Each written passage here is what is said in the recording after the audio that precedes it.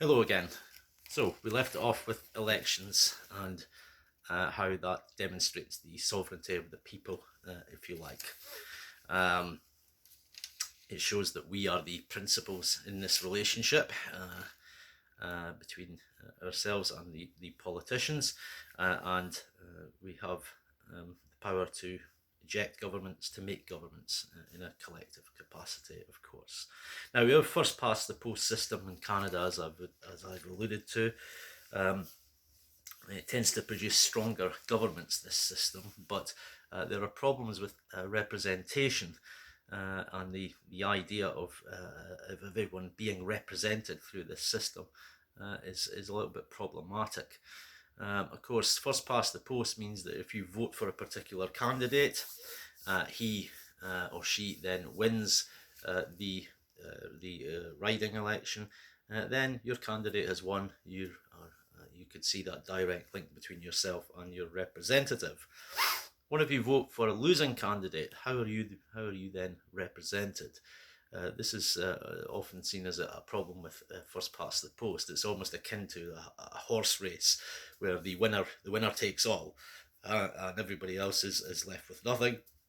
But I think this isn't a true picture of the representative system, because when an MP is elected to Parliament, they are there to represent all the voters. They're not there just to represent the people who voted for them, regardless of how they cast their vote.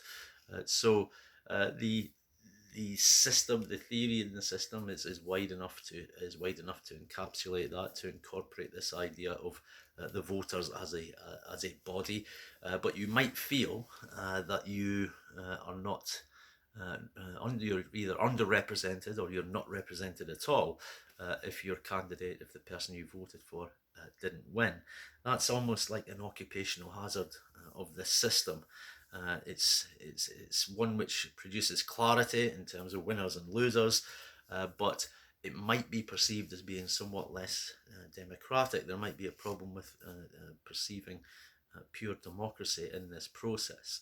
How we attain pure democracy, of course, is a much bigger and a much more difficult question.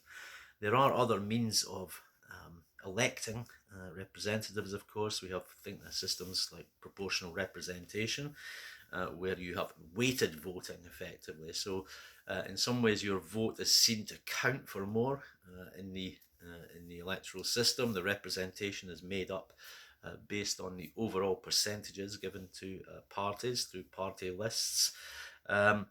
This can produce the feeling that perhaps it's more democratic, it's more representative, it's more in keeping with the views of the electorate. It's closer to what the overall feeling of the electors are. Whether it produces better decision making or better government, I think is another issue. It doesn't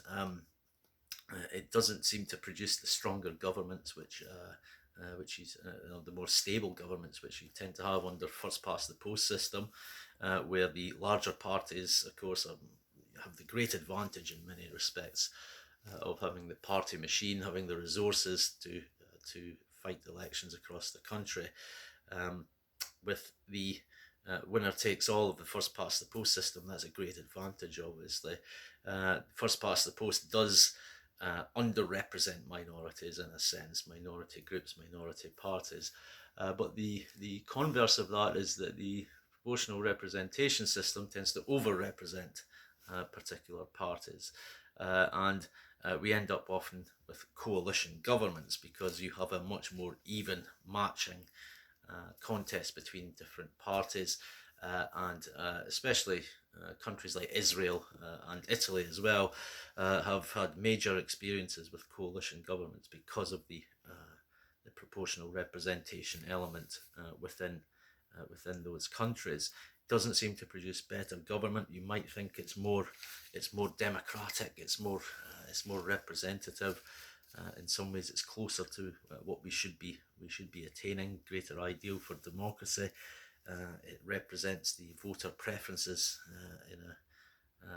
in a more meaningful way, but it doesn't seem to produce any better government. So And it should be said that in Canada, we've rejected this idea of having proportional representation. There were two referendums in BC and Ontario, and both times the voters rejected the idea.